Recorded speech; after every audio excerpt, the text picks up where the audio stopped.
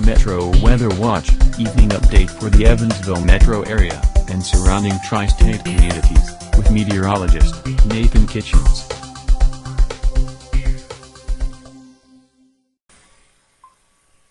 Hello, good Monday evening, everyone. This evening update is brought to you by Vinny's Auto Detail. And in this update, we're going to start off by taking a look at our weather headlines for the next several days. We're looking at potential for some stronger storms tonight, and we're really concerned about very gusty winds that are going to be developing throughout the overnight hours. Ahead of the main line of storms, we're going to see very gusty winds, potentially gusts between 45 and 50 miles per hour overnight tonight. So we're concerned that could be enough to create a little bit of damage because of the weakened trees from last week's high wind event that we had. So these branches are already weakened, and some of them already have snapped off from the recent wind. And this could cause more issues with tree damage, and potentially if it hits power lines, of course, that could cause issues. So again, very windy conditions tonight, even ahead of this line of storms that'll be in a slowly weakening state as it goes from Missouri through Illinois and eventually Indiana, in a slowly weakening state, and we are under that marginal risk for severe storms. And I'll talk about that here in a second. That rain will exit early tomorrow, so we'll have some pretty heavy rain with this system tonight, and that rain will end early tomorrow. We're going to get the skies clearing out. It's going to be a great afternoon with sunshine moving into the area, and we have great weather in the forecast for the middle of the week. So Tuesday afternoon looks good, Wednesday looks good, Thursday looks good, so we've got some good weather sandwiched in here in the middle of the week. But spring-like weather too. Temperatures look very nice. But then, as we go to Friday, we're going to start to get some changes coming in, it looks like. We're going to start to see cooler air coming in Thursday night, especially during the day Friday. So after highs, perhaps in Evansville, flirting with 70 Thursday, we might see low 50s by Friday. So we're going to see a nice cool down here, and even colder to our north. And it looks like temperatures will continue to fall Friday night, ahead of a developing storm system that will push our way this weekend. And because we're getting colder weather in play now, that certainly does make things a little more challenging for this weekend forecast. You know, just a couple days ago, these computer models had 60s for next weekend and potential for strong storms. Well, the models have trended much colder now, and this is a forecast we'll have to watch. If we were to take the current model runs verbatim, which again, this far out, you don't want to do that because you know this is going to change, but it would suggest rain, perhaps change into snow, at least for portions of the area, especially northern portions of the area, later on Saturday and Saturday night. And, if the models are right, we'd have to watch our northern counties for potentially a more impactful wintry weather with the system if the current models were right. And again, this could easily change. It's all based on that track of that low pressure, how much cold air is going to get entrenched in our area ahead of this storm system. That's the big question. And it's going to be a few more days before we can really nail this down as far as what we're going to see here. There's a lot of room for changes and perhaps big changes in this forecast for the weekend. So I just urge you to stay tuned, but it's certainly right now it's a colder trend. It looks much colder this weekend, but highs 40s and 30s probably going to be the normal this weekend. But again, still early in that forecast. We do have a marginal risk for severe storms tonight across a good part of our area, and there is a slight risk over portions of our western areas around southern Illinois, so certainly around the Mount Vernon area, along that I-57 corridor. You are under that slight risk, the standard slight risk, and what we're going to see is we have storms right now developing over Kansas and Missouri. That's where our main severe weather risk is, the highest risk, and that will extend to about St. Louis, Missouri. But as those storms start to move east, they're going to slowly moving out of that most unfavorable environment, and the instability here is really lacking. So that means the storms will be in a weakening state, but still we are looking at the potential for some low-end severe winds with these storms as they come through later on tonight. And again, as I mentioned, even ahead of that line, we're going to get some very gusty winds developing overnight tonight, up to perhaps 50 miles per hour. Just outside of those storms, not even with those storms. So that could cause some, some minor damage out there with the trees that are already weakened from the recent high wind we had with those storms last week. So I want to stress that, that could cause some more issues with power line issues and trees coming down. So, certainly some windy conditions out there for tonight with those storms. And looking at the computer models for this evening and overnight, I do want to show you how things look to play out here. We have the showers out there this evening. It's been a pretty showery day at times, and the showers are the main area of rain is starting to push out for now. So we're getting a bit of a lull. The winds are going to start to really increase as we go through the rest of your Monday evening and overnight tonight. And we'll watch the development of a squall line here. Very impressive squall line actually across Missouri and western Illinois. By the time we get to about 11 o'clock this evening, you can see that here. But our area pretty much dry at that point, but just turning very windy out there. And overnight, as we go towards midnight and past then, we'll start to get some heavy showers developing ahead of that main squall line. So we'll see pockets of heavy rain, very gusty winds. And some of these showers will actually be able to pull down some of the higher winds aloft. Just some of these showers could be enough to push down some of those gustier winds. So we will have to watch for that. It could produce some localized damage. And then as we go through the late night, early morning, this is by the time we get to about 5, 6 a.m., we've got this slowly weakening band of showers and storms coming through. Very gusty winds, very heavy rain. Could see some lightning out there, but again, we're going to be watching those gusty winds with some of these storms.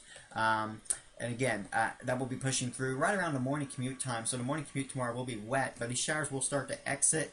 And Tuesday will be a much better day during the day. Once we get past the early morning hours, we're going to quickly see things improving during the day. So that is some good news. So again, we'll watch that cold front come through, and then as we get past that, it's great tomorrow afternoon. We're going to see some sunshine coming in, pleasant temperatures. Wednesday looks like a very nice day. So if you got outdoor plans Wednesday, or if you want to make outdoor plans, you're going to be good to go. Great weather on Wednesday. Thursday, really the same thing. I think Thursday we're going to be in good shape as well during the day. And Thursday night, we could see a few showers coming our way with a front coming into the area. We're really going to have a tight temperature gradient setting up during this time. We've got a lot of cold air up to the north. It's going to try to start pressing down while we've still got that warm air to the south. How far south is that cold air going to get as we go to Friday? Will determine our temperatures, but it does look like we'll see a nice cool down from Thursday to Friday. Upper 60s Thursday, but then back down to the low to mid 50s Friday. Even cooler if you're watching me to the north. Towards India, maybe much cooler than that. But again, Friday during the day, not a whole lot going on here, so still pretty quiet for the end of the week. It's really once we get to Saturday when all eyes will be on this developing storm system that the models are showing here. Early Saturday morning, you can see the rain and snow breaking out to our west. And during this time, the GFS has us just below the freezing mark early Saturday morning, so it's got us pretty cold ahead of this system. And then as it moves through the area during the day Saturday, we start to see snow to the north of that low pressure. We've got a mix there in the middle, and then all rain to the south with that low pressure over Memphis, Tennessee here, and West Tennessee around Saturday afternoon. So, the track of that low will be key, as the model was showing. If that low can track a little bit further south, and, it's kind of coming in an angle too here with this system kind of phasing together over our area. So the angle will be certainly crucial and for our area here in the tri-state, but also that track of that low will certainly be crucial. If that track can be a little further south, that means even colder air and even the potential for more impactful snow for our area. If that low is further north, that means we're just dealing with a rain Saturday, and a cold rain at that. And if it's way further north, that could even mean strong storms. But it looks like that idea is pretty much off the table now. But we'll watch it. But right now, the GFS is showing snow up basically north of 64. It does show potentially some snow with this event. And then you get a mix here along the river, what it's showing. But again, we can't focus on specifics right now. I'm just showing you an idea from a model. Again, we're not saying this is definitely going to happen. This is going to change as we get closer, but right now it is showing that, our area kind of being on that dividing line here from the wintry weather to the rain, and we'll have to watch this closely. And as that low pulls east, it will pull even cooler area in, and after the column will get cold enough that we change to snow by Saturday night here. And then as we get out of here, and it'd be just a very cold day for Sunday compared to where we should be for this time of year. So again, that's just a model idea right now. The European model is actually pretty similar to the GFS overall, so that does increase the confidence here a little bit that we're going to be dealing with a storm system during this time, obviously. Looking at the ensembles, this is a good way to look at the uncertainty in the forecast. And what you will notice is there's still a lot of uncertainty here as far as the exact track. Sure, the operational runs might be a decent agreement, but you break it down and look at these individual ensemble runs by the individual models. This is where you start to run into some issues. You've got really a lot of them showing more rain for us, but you do see, for Evansville, I should say, if you're watching me from Indy, it's a different story, but here in that tri-state, it is showing more of a rain, but there are a couple runs that have us kind of on that close dividing line between the wintry weather and just the rain here on Saturday. So again, that track of that low will be key as that develops and pushes our way during this time. So we'll keep an eye on it here for the weekend.